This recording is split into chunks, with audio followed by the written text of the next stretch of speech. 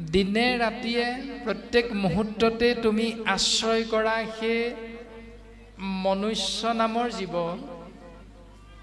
তেতিয়াহ'লে তোমাৰ মংগল নিশ্চিত। আৰু যদি তাকে নকৰা, তেতিয়াহ'লে মাজে মাজে মংগল হ'ব, মাজে মাজে অমংগল হ'ব। কৃষ্ণ কথা অমৃতক পিউ সাৱধানে, কৰিও যতন যাৱে প্ৰাণ থাকে মানে। সেই অমৃতময় কৃষ্ণ নাম সেই দিনটোলৈকে তুমি এৰি নিদিবা, যিদিনালৈকে তোমাৰ এই শৰীৰটোৰ ভিতৰত প্ৰাণ তত্ত্বটো সোমাই থাকিব, তেতিয়ালৈকে কৃষ্ণক তুমি পাহৰি যাবলৈ চেষ্টা নকৰিবা। যদি পাহৰি যোৱা তেতিয়াহ'লে অমংগল, যদি মনত ৰাখা তেতিয়াহ'লে মংগল। এইটোৱে হ'লে নিশ্চিত। কিয় আমি যত্ন সহকাৰে আশ্ৰয় কৰিব লাগিব কৃষ্ণ কথা? কাৰণ ঘোৰ কলি যুগে মলমতি মনুষ্যৰ, নাহি আন ধৰ্ম হৰি কীৰ্তনত পৰ। ঘোৰ কলিৰ কৰাল গ্ৰাসৰ পৰা পৰিত্ৰাণ পাবৰ বাবে মলেৰে ভৰপূৰ, কলুষতাৰে ভৰপূৰ আমি মানুহ নামৰ জীৱবিধৰ একমাত্ৰ ধৰ্ম, একমাত্ৰ কৰ্ম হ'ল কৃষ্ণ নাম আশ্ৰয় কৰা। শৰীৰত আছে কলি কৃত যত দুখ, গুচুক প্ৰথমে কৰা হৰি হৰি ঘোষ। এই শৰীৰটোত কলিকৃত যিমানবিলাক অপৰাধ আছে, সেই কলিকৃত অপৰাধবিলাকৰ পৰা পৰিত্ৰাণ পাবলৈ যদি ইচ্ছা কৰা, তেতিয়াহ'লে সেই মনুষ্য নামৰ জীৱ তোমালোকে কৃষ্ণস্তু ভগৱন্তৰ নামত শৰণ গ্ৰহণ কৰা। ধ্ৰুৱ সত্য, তোমালোকে কলিৰ অত্যাচাৰৰ পৰা পৰিত্ৰাণ পাব পাৰিবা। এতিয়া কলি কি, কলি ক'ত ক'ত থাকে, প্ৰথম স্কন্ধৰ পদত খুব সুন্দৰভাৱে কথাখিনি প্ৰকাশ কৰিছিল গুৰুজন বস্তুৱে, যে পৰীক্ষিত নামৰ এটি অভিশপ্ত জীৱ, আপোনাৰ মোৰ নিচিনা এজন মানুহ পৰীক্ষিত, এটা ভুল কৰ্মৰ বাবে অপৰাধী হৈ এজন ব্ৰাহ্মণৰ পৰা অভিশাপিত হ'ব লগা হ'ল, যে 7 দিন 7 ৰাতিৰ অন্তত তেওঁৰ মৃত্যু হ'ব। এতিয়া কলিক লগ পালেগৈ কেনেকৈ? দিগ্বিজয় কৰিবলৈ যাওঁতে পৰীক্ষিত নামৰ ৰজাজনে দিগ্বিজয় কৰি ঘূৰি আহি আহি যেতিয়া নিজৰ ৰাজ্য হস্তিনাপুৰৰ কাষ পাইছিলহি, তেতিয়া সেই স্থানতে এটা আচৰিত দৃশ্য দৰ্শন পাইছিল। এটা বগা বৰণৰ ষাঁড় গৰু, 3টা ঠেং মৰিয়াই মৰিয়াই ভাঙি পেলোৱা হৈছে। এজন ব্যক্তিয়ে ভাঙি আছে মৰিয়াই মৰিয়াই, 4ৰ্থটো ঠেঙো মৰিয়াই মৰিয়াই ভাঙিবলৈ চেষ্টা কৰি আছে। আৰু ওচৰতে এজনী ক্ষীণমিন নিশকতীয়া গাই গৰুৱে কান্দি কান্দি অস্থিৰ হৈ পৰিছে। এই দৃশ্যটো দেখি পৰীক্ষিতে জানিব বিচাৰিলে প্ৰকৃততে ইয়াৰ কাৰণটো কি, গৰুটোৰ ঠেং 3টা কিয় ভাঙি দিয়া হৈছে, গৰুজনীয়ে কিয় কান্দি আছে, আৰু এই মানুহজনে যে মৰিয়াই মৰিয়াই ঠেংকেইটা ভাঙিছে, 3টা ঠেং, প্ৰকৃততে দুখটো গৰুটোৰ গাত নে প্ৰকৃততে দুখটো মানুহজনৰ গাত জানিব বিচাৰিলে। আৰু জানিব বিচাৰি বুজি পালে যে বগা বৰণৰ ষাঁড় গৰুটো হ'ল ধৰ্মৰাজ যম, নিশকতীয়া গাই গৰুজনী হ'ল পৃথিৱী, আৰু হাতত দণ্ড লৈ লাঠি লৈ ঠেংকেইটা ভাঙি থকা ব্যক্তিজন ছদ্মবেশত কলি। আৰু কলিক তেতিয়া প্ৰাণে মাৰিবলৈ লওঁতেই কলিয়ে পৰীক্ষিতৰ চৰণ কমলত পৰিলে, আৰু চৰণ কমলত পৰি কলিয়ে আশ্ৰয় বিচাৰিলে, আৰু কলিৰ স্তুতিত সন্তুষ্ট হৈ ৰজা পৰীক্ষিতে কলিক থাকিবলৈ ঠাই দিলে। অনৃপতি বুলন্ত কলি দিলো তো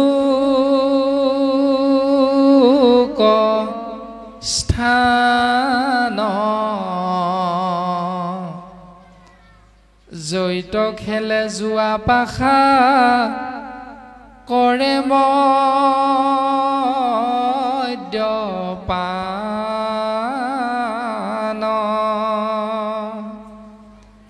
স্ত্ৰী পঞ্চশুনা গৃহস্থৰ থাকে জৈত এহি চাৰি ঠাই দিলো বংশ গয়া টৈত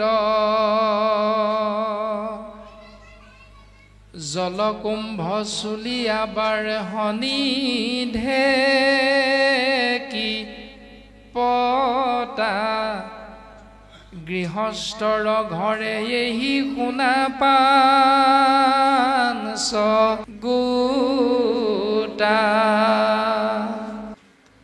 কলিয়ে পৰীক্ষিতক থাকিবলৈ ঠাই দিলে ঠাই কেইডোখৰ কি কি য'ত যোৱা পাখা খেল হয় সেই স্থানত কলি থাকে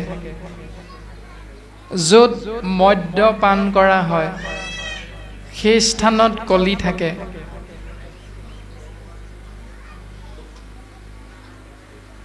স্ত্ৰী পঞ্চশুনা পাপ গৃহস্থৰ যি স্থানত থাকে সেই পঞ্চশুনা স্থান হ'ল জলকুম্ভ অৰ্থাৎ পাত্ৰত পানী ঢাকি ৰখা চুলীয়া মানে জুই জ্বলাই যি স্থানত ভাত ৰন্ধা হয় সেই আখল ঘৰ টিপাইশাল বুলি কয় সেই আখল ঘৰ বাঢ়নি মানে বাঢ়নিটাৰ লৈ চোতালখন সৰা ঝাৰুটো লৈ ঘৰ সৰা তাৰপিছত ঢেঁকীত ধান বনা পতাত সৰিয়হ পিছা এখন গৃহস্থী ঘৰত এই পাঁচটা স্থানত কলিৰ প্ৰৱেশ হয় বুলি শাস্ত্ৰই সিদ্ধান্ত দিছে আৰু কলিক সেই স্থানতে থাকিবলৈ পৰীক্ষিতে ঠাই দিলে আৰু দিলে সুবৰ্ণ জৈত মধ্য স্ত্ৰী শুনা সুবৰ্ণক পাই নৃপতিৰ আদেশে পাঞ্চটো লৈলা ঠাই যি স্থানত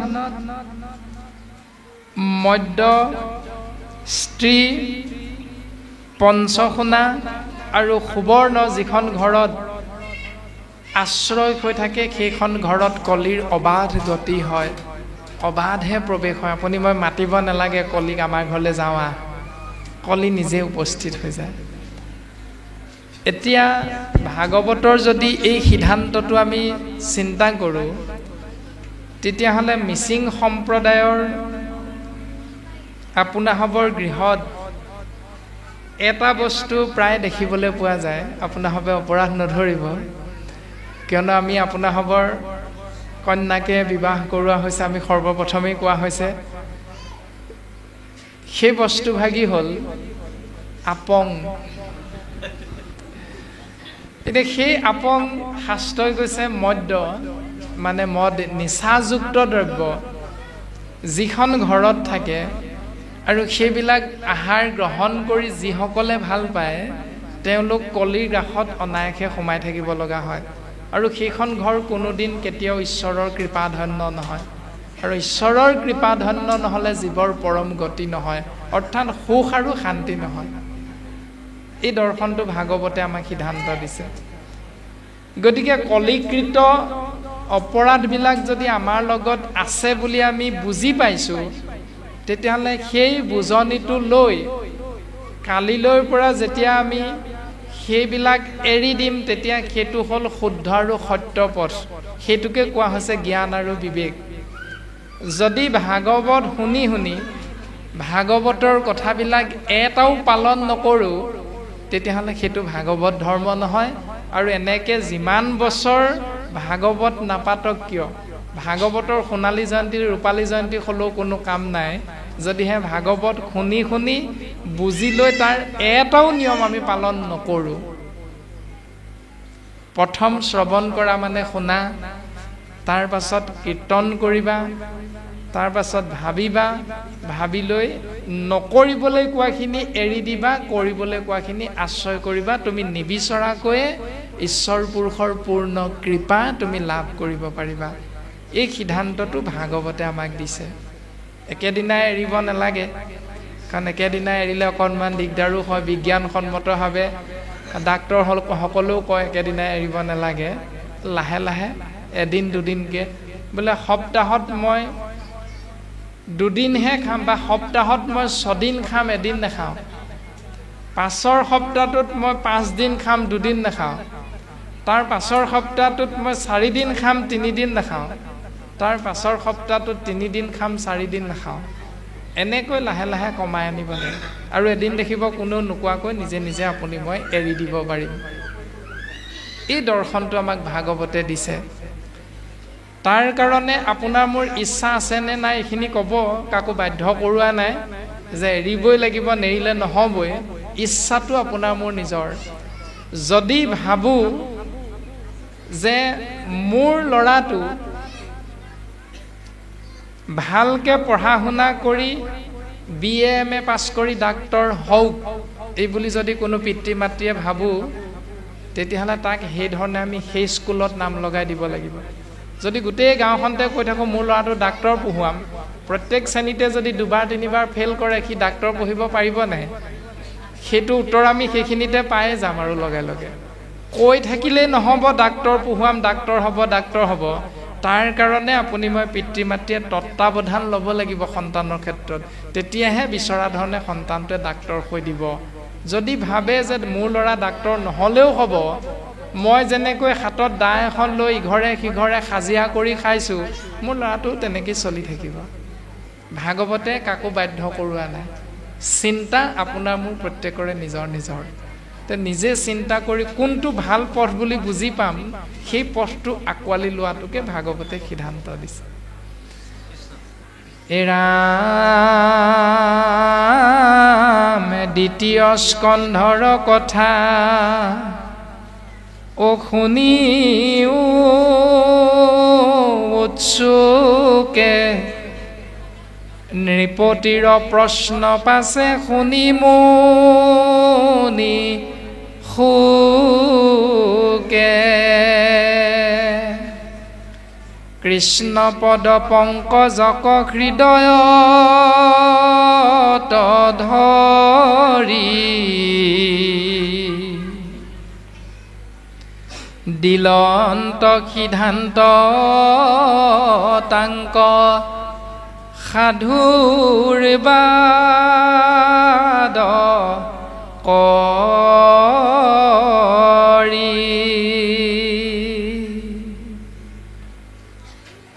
পৰীক্ষিত ৰাজাই এটা প্ৰশ্ন কৰিছে মহামানী শুকগুৰুৰ চৰণত। এটা প্ৰশ্নটো কি, যিটো প্ৰশ্ন শুনি শুকগুৰুৱে উত্তৰ দিবলৈ আগবাঢ়িছে। প্ৰশ্নটো নাই কোৱা, প্ৰশ্নটো শুনিছে শুকগুৰুৱে। এতিয়া প্ৰশ্নটো কি, যেতিয়া পৰীক্ষিত ৰাজাই অভিশাপ পায় 7 দিন 7 ৰাতিৰ অন্তত মৃত্যু হ'ব বুলি বুজি পাই গ'ল, তেতিয়া পৰীক্ষিত ৰাজাই 60,000 ঋষি মুনিৰ চৰণত এভাগি প্ৰশ্ন কৰিছিল।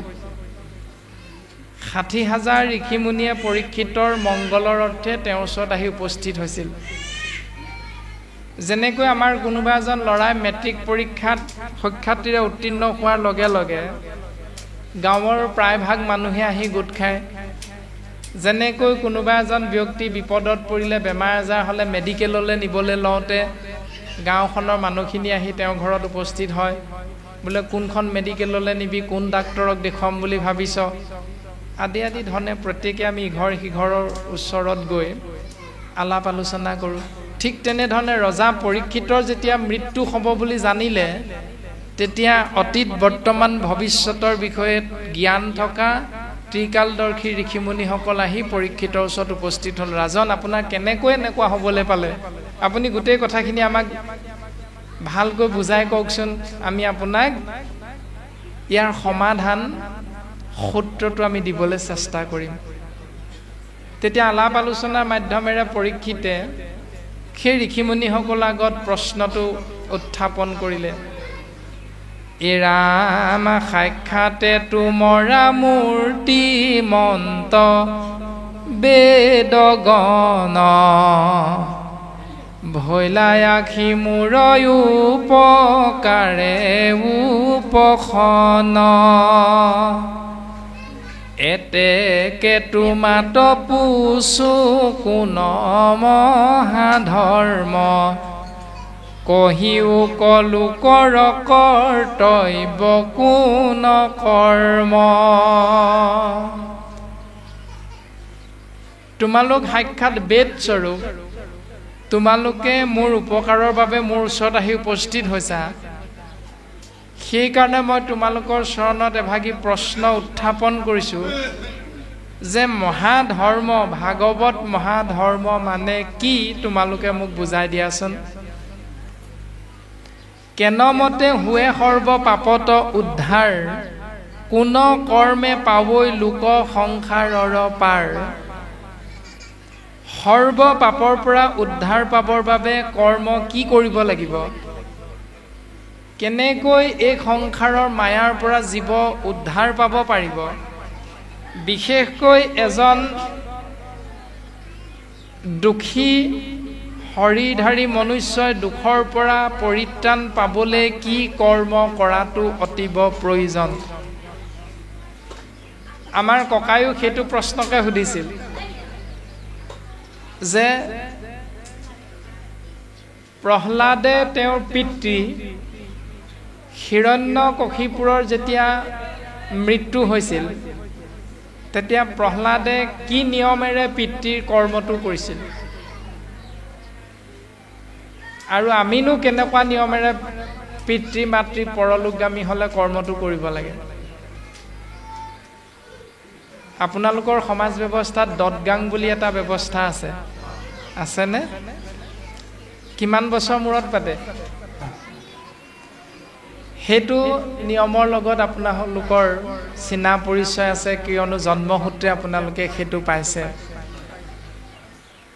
বৰ্তমান পৰীক্ষিত ৰাজাই সুধিছে যে এজন দুখী মানে ম্ৰিয়মান মনুষ্যই কি কৰ্ম কৰিলে শোকৰ পৰা পৰিত্ৰাণ পাব পাৰে? আমাৰো পিতৃ মাতৃ আছে, প্ৰত্যেকৰে আমাৰো সন্তান আছে।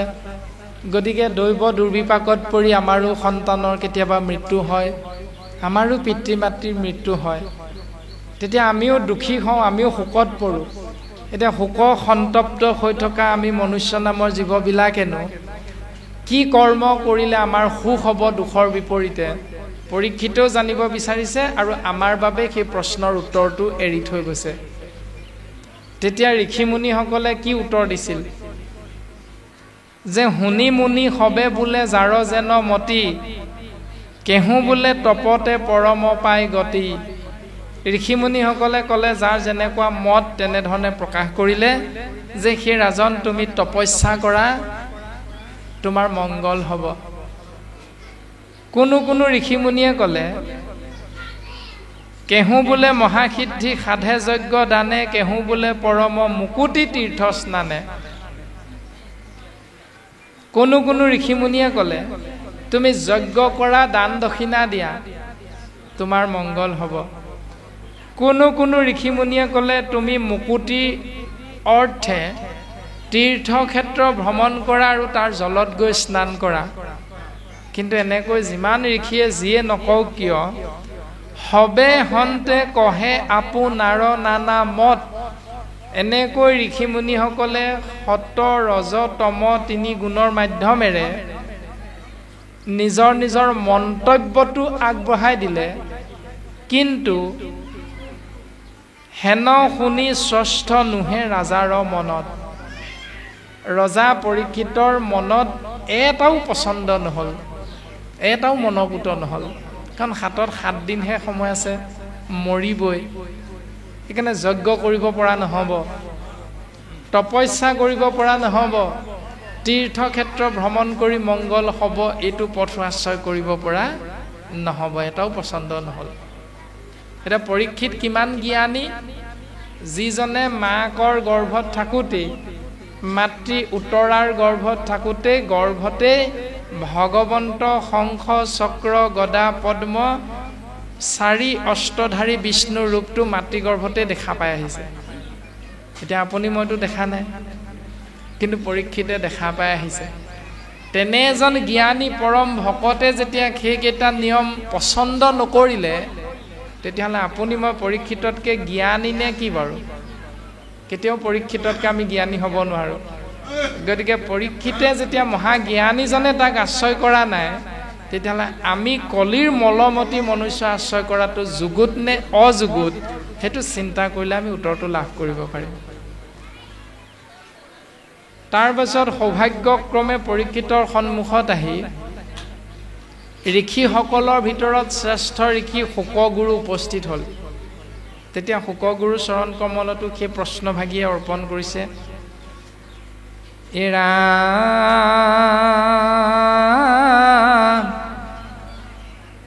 দেৱৰো দুৰ্লভ তজু দৰ্শন, অন্তকালে পাইলো আমি,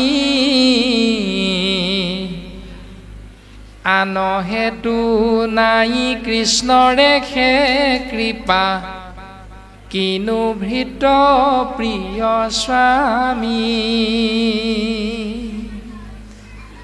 দেৱৰো দুৰ্লভ তজু দৰ্শন, অন্তকালে পাইলো আমি।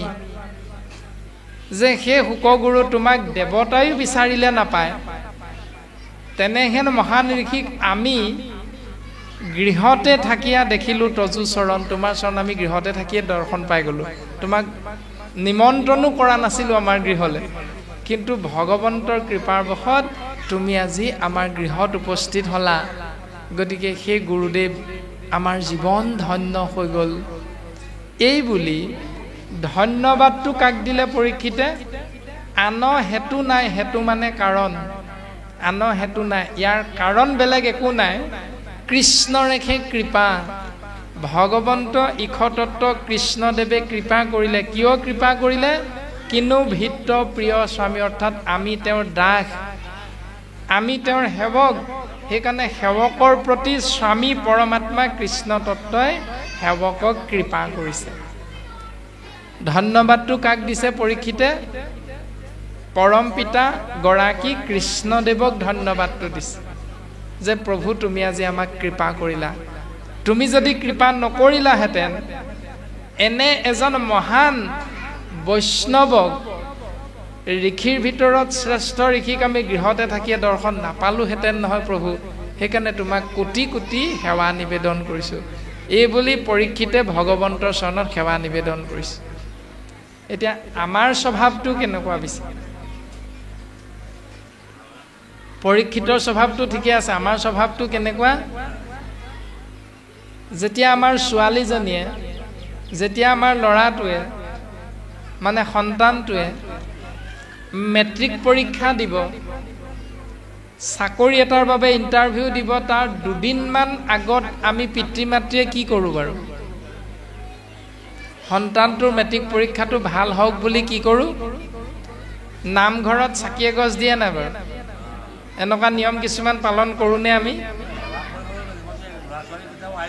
কৃষ্ণ, ল'ৰাটোকো লৈ যাওঁ, ছোৱালীজনীকো লৈ যাওঁ, বোলে সোণজনী আইজনী, সোণটো ব'লাচোন নামঘৰত সেৱাভাগ কৰি থৈ আহোঁ, ভগৱন্তই কৃপা কৰিব, তোমাৰ পৰীক্ষা ভাল হ'ব, তোমাৰ ইণ্টাৰভিউটো ভাল হ'ব, চাকৰিটো তুমিয়ে পাবা, ব'লা ভগৱন্তৰ ওচৰত সেৱাভাগ কৰি আহোঁ। এনেকৈ আমি পিতৃ মাতৃয়ে উপদেশটো দিওঁ, আৰু সন্তানেও উপদেশ পালন কৰি তেনেকুৱা নিয়মবিলাক আমি প্ৰায়ে বাপাইসকলে আশ্ৰয় কৰি থাকোঁ সমাজ ব্যৱস্থাত। কৰে নাই বাৰু আপোনালোকে? কৰে। এতিয়া কথাটো হ'ল, এইটোকে গুৰুজনাই কৈছে 4 বস্তু, অৰ্থাৎ গুৰুত দিম, দেৱত দিম, নামত দিম, ভকতত দিম। গুৰুদেৱ নাম ভকতৰ আশ্ৰয় মাধ্যমেৰে জীৱনটো আমি আগবঢ়াই নিবলৈ চেষ্টা কৰিলোঁ। ভগৱন্ত পুৰুষে দেখিলে যে মোৰ ভক্তই মোৰ ওচৰলৈ মোৰ কৃপা বিচাৰি আহিছে, ভগৱন্তই তথাস্তু বুলি কৈ দিলে, কাৰণ ভগৱন্ত এনেও নামৰ লোভীয়া। যিগৰাকী আয়ে সেৱা কৰিছিল তেওঁ মনে মনে ভাবিছিল প্ৰভু চাকৰিটো যদি ল'ৰাটোৱে পায় তেতিয়াহ'লে তোমাৰ নামত কিবা ভাগ কৰিম বুলি ভাবিছোঁ। কি কৰিম এতিয়াই নাই ভবা, কিন্তু কিবা ভাগ যে কৰিম প্ৰভু এইটো নিশ্চিত। ভগৱন্তইনো নামৰ লোভীয়া, তথাস্তু বুলি ভক্তক কৃপা কৰিলে। সৌভাগ্যবশত ভগৱন্তৰ কৃপাত চাকৰিটো সেইজন ল'ৰাই পাই গ'ল। পৰীক্ষাটো ছোৱালীজনীয়ে সুখ্যাতিৰে উত্তীৰ্ণ হ'ল। এতিয়া ৰিজাল্টটো ওলোৱাৰ লগে লগে আপোনাৰ মোৰ স্বভাৱটো কেনেকুৱা হয় ভাবকচোন, কেনেকুৱা হয় বাৰু? বাপে কৈছে পাৰ্টি চলে, আমি বাৰু নাজানো আপোনালোকৰ ইয়াত কি চলে, কিন্তু বাপে কৈছে পাৰ্টি চলে। তাৰমানে পাৰ্টিত কি চলে? ৰিজাল্ট দিয়াৰ দিনা কি হয়, ৰিজাল্টটো ভাল হ'বৰ বাবে কি কৰিছিলোঁ, গুৰুদেৱ নাম ভকত আশ্ৰয় কৰিছিলোঁ, আৰু সেইকাৰণে ফলাফলটো ভাল হ'ল। ফলাফলটো ভাল হোৱাৰ লগে লগে গুৰুদেৱ নাম ভকত গুলি মাৰ, আমলৰীয়া হাঁহটো মুচৰি মাৰ। হয়নে নহয় বাৰু কথাটো? সেইটো কথা গণ্ডগোলটো লাগি আছে সেইখিনি। যেতিয়া আপোনালোকৰ আলি আই লৃগাং কৰে, আলি আই লৃগাং পাতোতে কি কৰে? প্ৰকৃতিৰ পূজা হয়, পথাৰত গৈ খেতিৰ ব্যৱস্থাটো পালন কৰে। ফাগুনৰ প্ৰথম বুধবাৰটোত আলি আই লৃগাং হয়, আৰু সেই নিয়মটোত পথাৰত সেই দিনটোৰ পৰা খেতি কৰাৰ ব্যৱস্থাটো মানে বাপ আইসকলে পালন কৰাৰ সেই দিনটোৰ নিৰ্দিষ্ট দিন ফাগুনৰ প্ৰথম বুধবাৰ। ঠিকে আছে, গুৰুত দিম, দেৱত দিম, ভকতত দিম, নামত দিম বুলি কৈ কঠীয়া পাৰিলে, ঠিকে আছে, শাস্ত্ৰমতে গৈ আছোঁ। যিদিনা ধান ওলাল, ধান পকিল, ধান কাটিল, ধুনীয়াকৈ গা পা ধুই গামোচা এখনে বান্ধি লখিমীও ঘৰলৈ আনে। আনে নাই লখিমী ঘৰলৈ? আনে। ন খায় নে নাখায়? নটো কিহে খায়? মাছ মাংস ওলাই নাই ন খাওঁতে?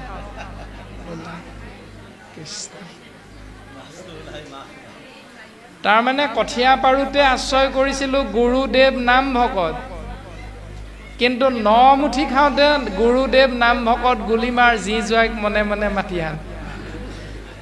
এতিয়া এইবিলাক হ'ল আমাৰ অপৰাধবিলাক। ভাগৱতে কৈছে প্ৰথমটো গুৰুদেৱ নাম ভকতৰ মাধ্যমেৰে জীৱন আগবঢ়াই নিয়া, কিন্তু পালন কৰোঁতে প্ৰথম অৱস্থাত ঠিকেই থাকে, কিন্তু খাবৰ সময়ত তাৰ ওলোটাটো কৰি পেলাওঁ। সেইকাৰণে মাজে মাজে মংগল হয়, মাজে মাজে অমংগল হয়। অমংগল হোৱাৰ মূল কাৰণটো সেইটো, কিন্তু পৰীক্ষিতে সেইটো নাই কৰা। পৰীক্ষিতে কৈছে আন হেতু নাই কৃষ্ণ ৰেখে কৃপা কিনো ভৃত্য প্ৰিয় স্বামী। তোমাৰ নিচিনা পৰম বৈষ্ণৱক গৃহতে দেখা পালোঁ, ইয়াৰ কাৰণ বেলেগ একো নাই, কৃষ্ণদেৱে মোক কৃপা কৰিলে, মানে ধন্যবাদটো ঈশ্বৰক দিলে। আমি ধন্যবাদটো কাক দিলোঁ? কৃপাটো ঈশ্বৰৰ পৰা ল'লোঁ, ধন্যবাদটো কাক দিলোঁ? আমলৰীয়া হাঁহটোক দি দিলোঁ। বেচেৰাটোৰ কি দুখ আছিলে বাৰু? সেইটো এনেই মৰিলে। দুটা ব্ৰইলাৰ মাৰিলোঁ, 2-3টামান কুকুৰা মাৰিলোঁ, সেইকেইটা এনেই মৰিলে বেচেৰাকেইটা, সেইকেইটা একো দুখ নাই। ভাগৱতৰ বিপৰীত নিয়মটো সেইটোৱে। ভাগৱত শুনিলোঁ, নামঘৰত থকালৈকে ঠিকেই থাকিলোঁ, কিন্তু কালিলৈৰ পৰা ঘৰত যেতিয়া অনুষ্ঠান কৰিম তেতিয়া কিন্তু সেইকেইটা নহ'লেই নচলে। যদি এইটোৱে হৈ থাকে তেতিয়াহ'লে দিনে ৰাতিয়ে ভাগৱত পঢ়িও তাৰ পৰা একো লাভ নহ'ব। সেইকাৰণে আমি নিজক সংস্কাৰী কৰিব লাগিব, আৰু গুৰুজনাই সংস্কাৰী পথ ব্যৱস্থাটো আমাক সুন্দৰভাৱে দি থৈ গৈছে, এইকেইটা ব্যৱস্থা। আৰু এই প্ৰশ্নটো শুনাৰ লগে লগে পৰীক্ষিতৰ আগত মহামানী শুকগুৰুৱে সেই প্ৰশ্নৰ উত্তৰ দিবলৈ আগবাঢ়িছে। এ ৰামে ধন্য নৰপতি মতি উত্তম তোমাৰ, পচিলা হাজিটো কথা সংসাৰতে সাৰ।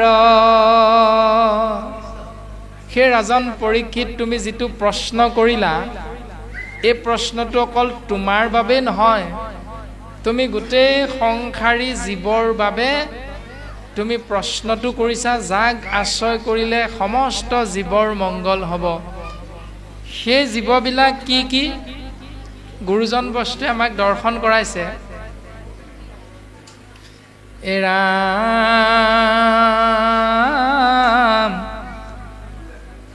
কিৰাতক চাৰি খাচী গাৰু মিৰি যবন কংক গোৱাল অসম মুলুক ধুবা যে তুৰুক কুবা সমলেশ চণ্ডাল। এই অসম মুলুকত বসবাস কৰা কিৰাত কছাৰী খাচী গাৰু মিৰি। এতিয়া মিৰি মানে আমি আপোনাসৱৰ কথাকে বুজা যায় মিচিং বুলি, কিন্তু শাস্ত্ৰই মিৰি বুলি কৈছে। গতিকে আপোনাসৱে এইটোত অপৰাধ নধৰিব। আমাৰ কেতিয়াবা কেতিয়াবা এনেকুৱা হয় যে মিৰি বুলি আমাক নকবি, এনেকুৱা কিছু কথা আহি পৰে, কিন্তু শাস্ত্ৰত এই কথাটো উল্লেখ আছে। গতিকে সেই শব্দটো যেতিয়া শাস্ত্ৰত উল্লেখ আছে তেতিয়াহ'লে আমি গৌৰৱান্বিত যে গুৰুজনাই আমাৰ নামটো শাস্ত্ৰত উল্লেখ কৰি থৈ গৈছে। গতিকে আমি গৌৰৱান্বিত। কিৰাত কছাৰী খাচী গাৰু মিৰি যবন কংক গোৱাল অসম মুলুক ধুবা যে তুৰুক কুবাচ ম্লেচ্ছ চাণ্ডাল। এনেকৈ আমি হৰিধাৰী মনুষ্য নামৰ যিমানবিলাক জীৱ আছোঁ, আনু পাপী নৰ, এনেকৈ যিমানবিলাক পাপী মনুষ্য এই সংসাৰত আমি বসবাস কৰি আছোঁ, সকলো পবিত্ৰ হৈ যাব পাৰে, জীৱন ধন্য হৈ যাব পাৰে। কেনেকৈ? কৃষ্ণ সেৱকৰ সংগত পবিত্ৰ হয়। এজন কৃষ্ণ ভকতৰ সংগ যদি পাই যোৱা যায়, তেতিয়াহ'লে ইয়াতকৈও যদি আমি কোনোবা অধম জীৱ আছোঁ, তেতিয়াহ'লে সেই জীৱয়ো ভগৱন্তৰ কৃপা ধন্য হৈ যাব পাৰে, নিজৰ জীৱন মংগলময় হৈ যাব পাৰে। এই দৰ্শনটো আমাক ভাগৱতে দিছে। কিন্তু বাকী কোনো পন্থা নাই জীৱক মংগল সাধন কৰিব পৰা। কেৱল এজন কৃষ্ণ ভকতৰ সংগতহে জীৱৰ মংগল হয়। বাকীটো ৩৩ কোটি দেৱ দেৱতা আছে, বিশ্বকৰ্মা, শিৱ, দুৰ্গা, কালী, ভদ্ৰা, সৰস্বতী, এনেধৰণে গণেশ, ৩৩ কোটি দেৱ দেৱতা আছে। কিন্তু ভাগৱতে সিদ্ধান্ত দিছে কেৱল কৃষ্ণ ভকতৰ সংগ আশ্ৰয় কৰা, তুমি পবিত্ৰ হৈ যাবা, তোমাৰ জীৱন ধন্য হৈ যাব।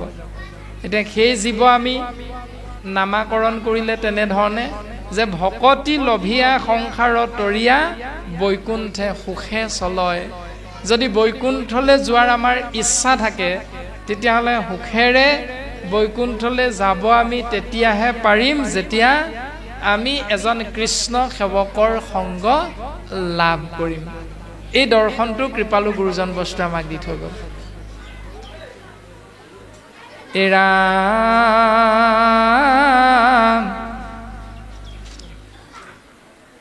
নাহি জ্ঞান যাৰ জাতি ধৰ্ম মাত্ৰ কৰে, নিতে বলি বিশ্বপাঞ্চ যজ্ঞ কয়াচৰে।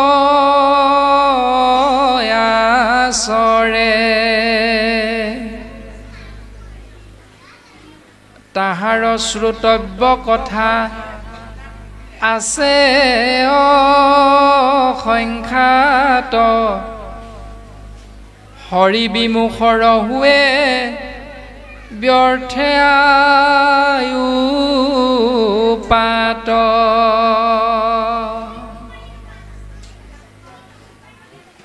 নাহি জ্ঞান যাৰ, যিজনৰ জ্ঞান নাই, যিজন অজ্ঞানী, জাতি ধৰ্ম মাত্ৰ কৰে, জাতিগতভাৱে কৰ্মই ধৰ্ম পালন কৰি থাকে। যেনে ব্ৰাহ্মণ কুলত জন্ম হোৱাৰ কাৰণে ব্ৰাহ্মণৰ ধৰ্ম ব্ৰহ্মক চিন্তা কৰা, ক্ষত্ৰিয়ৰ ধৰ্ম যুদ্ধ বিগ্ৰহ কৰা, আশ্ৰিতসকলক ৰক্ষণাবেক্ষণ দিয়া, প্ৰজাসকলক প্ৰত্যেক মুহূৰ্ততে সুখৰ মাজেৰে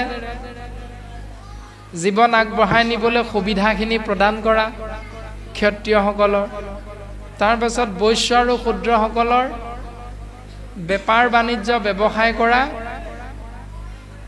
শূদ্ৰসকলৰ খেতি বাতি কৰা। এই চাৰিটা জাতিগতভাৱে ধৰ্ম আৰু কৰ্ম। এতিয়া শাস্ত্ৰই কৈছে যাৰ জ্ঞান নাই, যি জাতিয়ে এনেকৈ মই ব্ৰাহ্মণৰ গতিকে মই খেতি বাতি নকৰোঁ, মোক কৰিবলৈ নাই কোৱা শাস্ত্ৰই, মোক বেদ অধ্যয়ন কৰিবলৈহে কৈছে। এনেকৈ যদি কোনোদিন খেতি বাতি নকৰে সেইটো খাবলৈ পাই মৰিব নে খাবলৈ নাপায় মৰিব?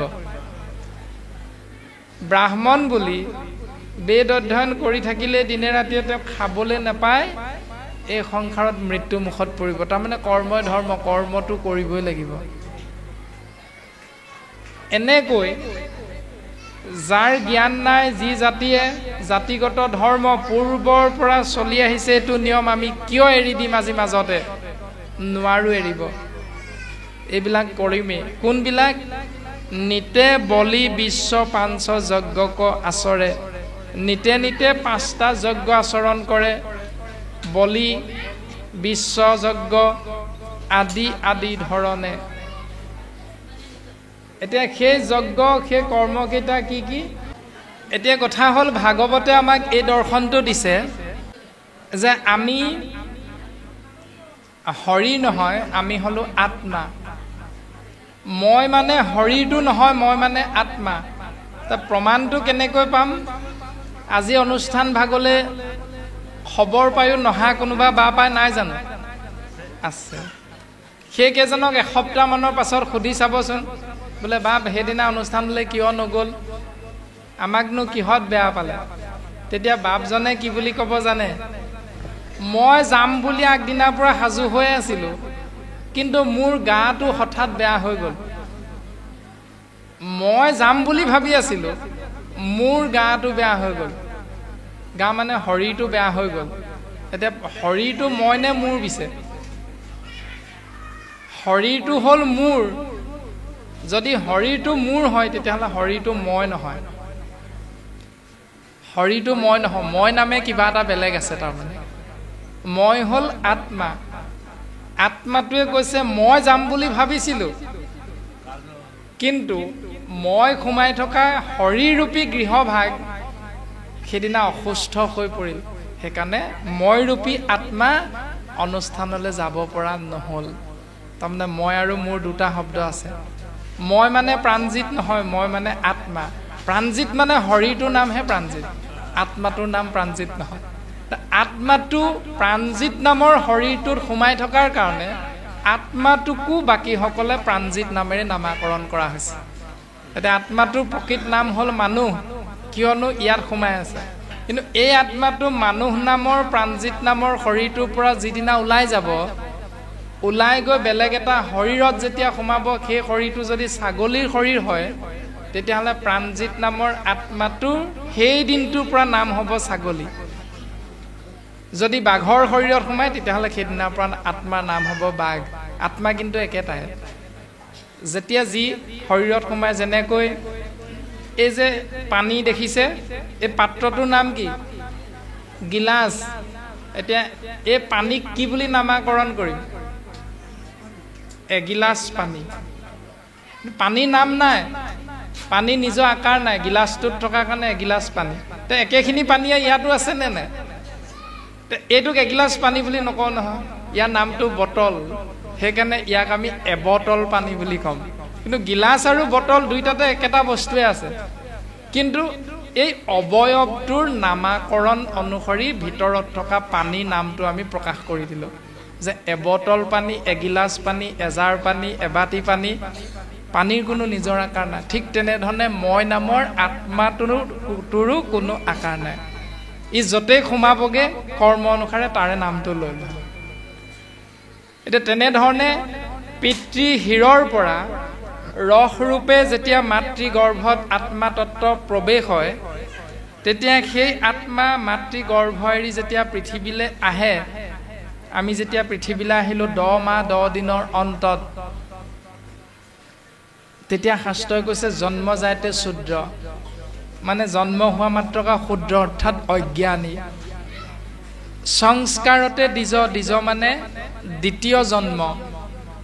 এবাৰ মাতৃগৰ্ভৰ পৰা জন্ম হলো, তাৰ পাছত বিদ্যালয়ত মা দেউতাই যেতিয়া নামটো লগাই দিলে তেতিয়া আমি অসংস্কাৰী জীৱনটো সংস্কাৰী জীৱন পালো। সেইকাৰণে দ্বিজ মানে দ্বিতীয় জন্ম। শিক্ষা দীক্ষাৰে শিক্ষিত হৈ জ্ঞানী হৈ আমি দ্বিতীয় জন্ম পালো, সেইকাৰণে আমাক শাস্ত্ৰই দ্বিজ বুলি কৈছে। বেদ পাঠাত ভৱতে বিপ্ৰ, যেতিয়াৰ পৰা তুমি ধৰ্মীয় গ্ৰন্থৰে ঈশ্বৰ চিন্তাৰ মাধ্যমেৰে জীৱনটো আগবঢ়াবলৈ শাস্ত্ৰ অধ্যয়ন কৰিলা, বেদ অধ্যয়ন কৰিলা, তেতিয়াৰ পৰা তুমি বিপ্ৰৰ শাৰীলে উত্তৰণ হলা।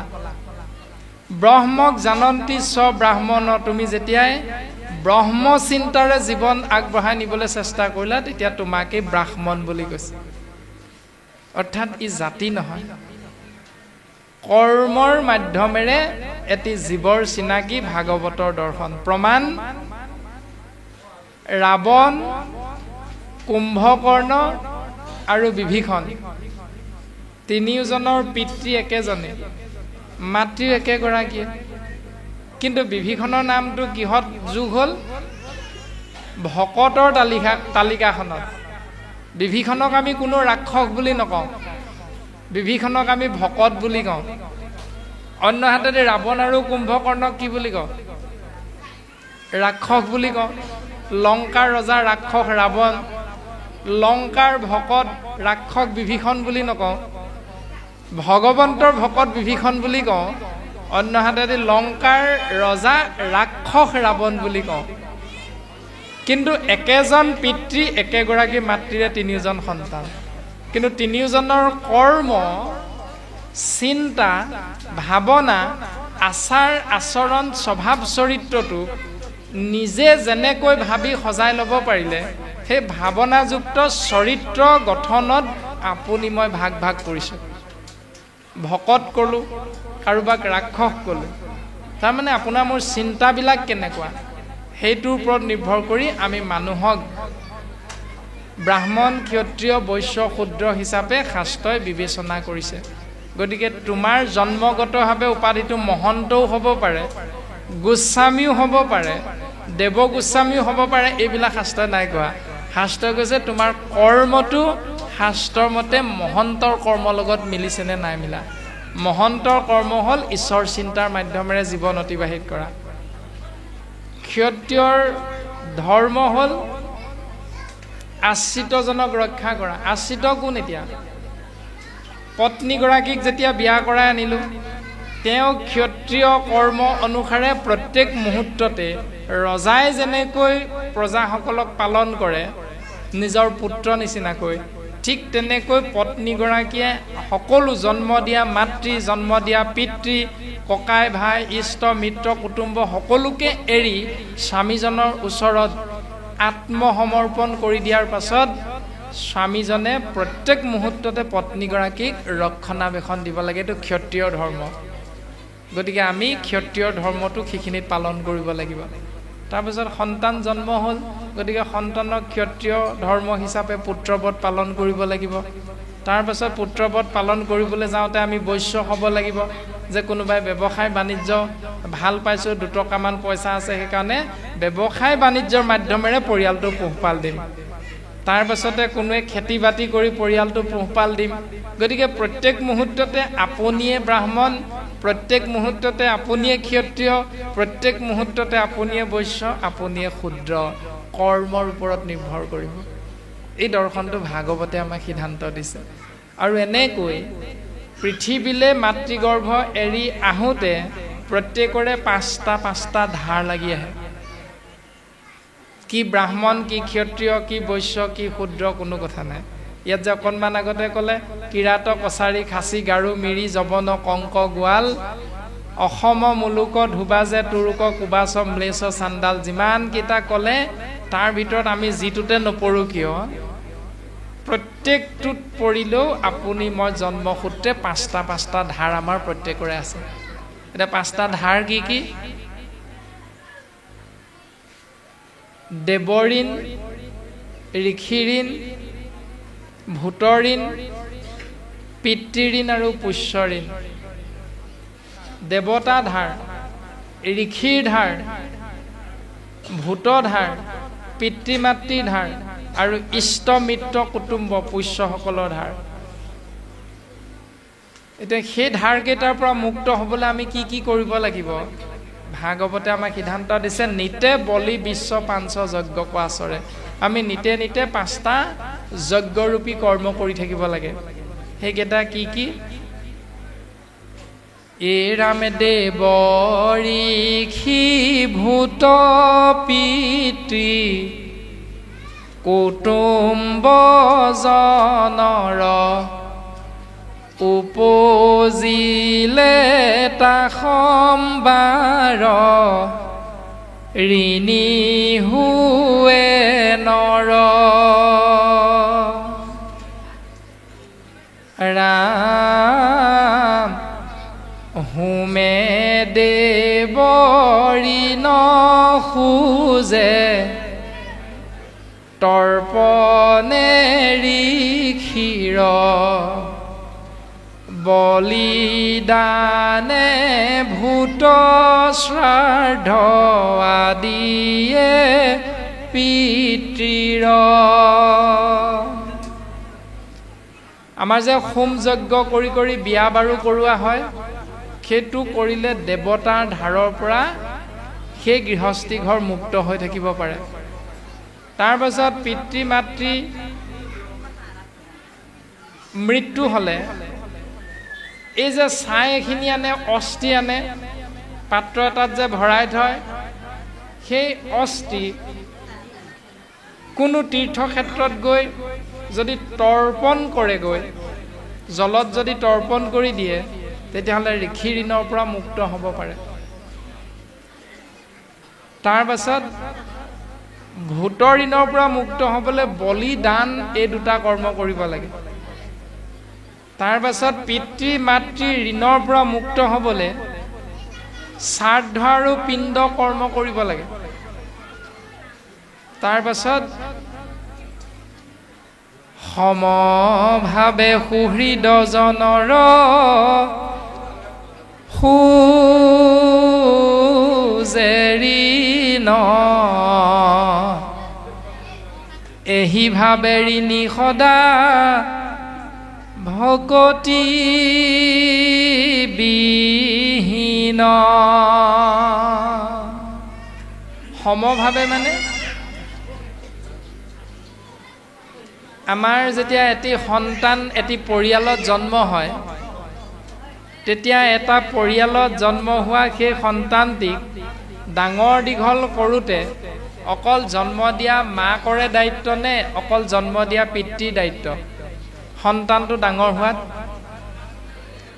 বংশ পৰিয়াল, ককাই ভাই, ওচৰ চুবুৰীয়া, ইষ্ট মিত্ৰ কুটুম্ব সকলোৰে হাত থাকে সন্তানটিক ডাঙৰ দীঘল কৰোঁতে। ইকোলা সিকোলাকে কোনদিনা ডাঙৰ হয় গমেই নাপাওঁ আমি। দদায়েকে ল'ব, বৰদেউতাকে ল'ব, খুৰীয়েকে ল'ব, বৰমাকে ল'ব, খুৰীয়েকে খুৱাই দিব, বৰমাকে খুৱাই দিব, মাকে খুৱাই দিব, ককাকে খুৱাব, আইতাকে খুৱাব। মুঠতে যিকোনো প্ৰকাৰে এই সংসাৰখনত এটি সন্তান অহাৰ লগে লগে ডাঙৰ হওঁতে প্ৰত্যেকৰে কিবা নহয় কিবা প্ৰকাৰে সহায় সহযোগিতা থাকেই।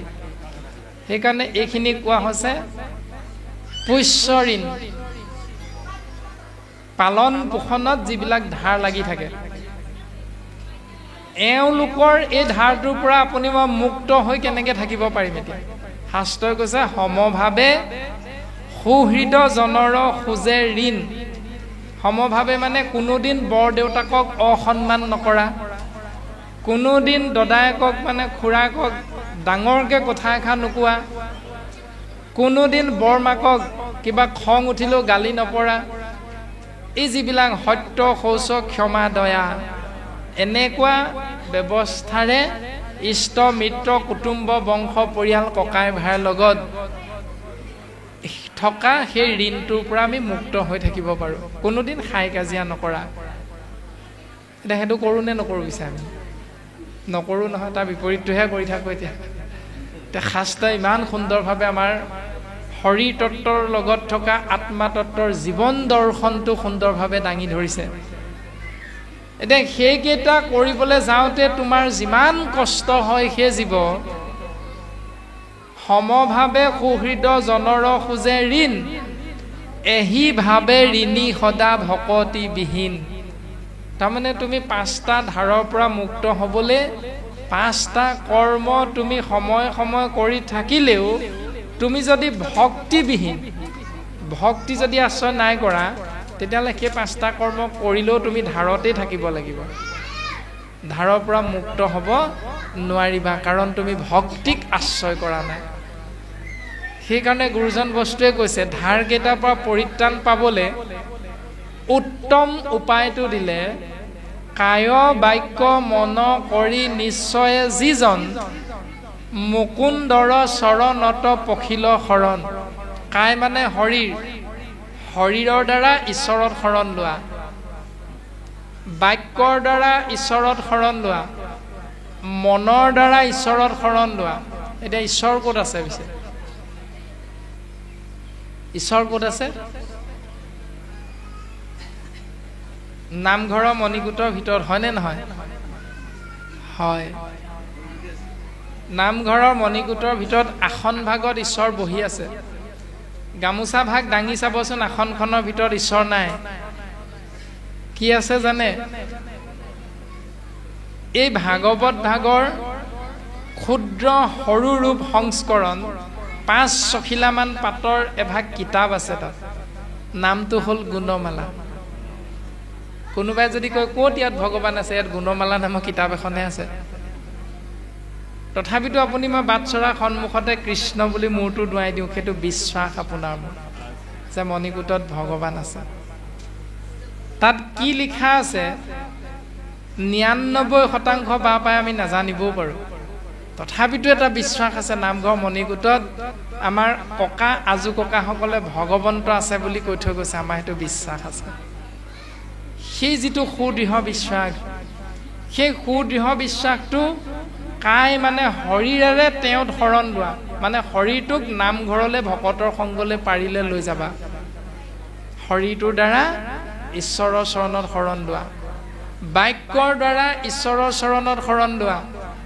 মনৰ দ্বাৰা ঈশ্বৰৰ চৰণত শৰণ লোৱা কায় বাক্য মন কৰি নিশ্চয়ে যিজন মুকুন্দৰ চৰণত পখিল শৰণ মু মানে মুক্তি কুণ্ড মানে গাত এই সংসাৰৰূপী গাতটোৰ পৰা যিজনে উদ্ধাৰ কৰি দিব পৰা শক্তি আছে যিজনৰ লগত সেইজন কৃষ্ণদেৱৰ অনন্ত কোটি নামৰ এক নাম হ'ল মুকুন্দ মু মানে মুক্তি কুণ্ড মানে গাত তো মুকুন্দৰ চৰণত পখিল শৰণ যিজনে সেইজন ঈশ্বৰৰ চৰণত কায়েৰে শৰীৰেৰে শৰণ ললে মনেৰে শৰণ ললে বাক্যেৰে শৰণ ললে প্ৰভু কৃপাৰ সাগৰ দয়গী নন্দন পুৰীও মনৰ কাম ভকতৰ সংগ সদা নুগুচুক মুখে তোৱা গুণ নাম এই বুলি শৰণ ললে প্ৰভু ভকতৰ সংগ যাতে কোনোদিন আঁতৰত থাকিব লগা নহয় ভকতৰ সংগ কোনোদিন এৰিব লগা যাতে নহয়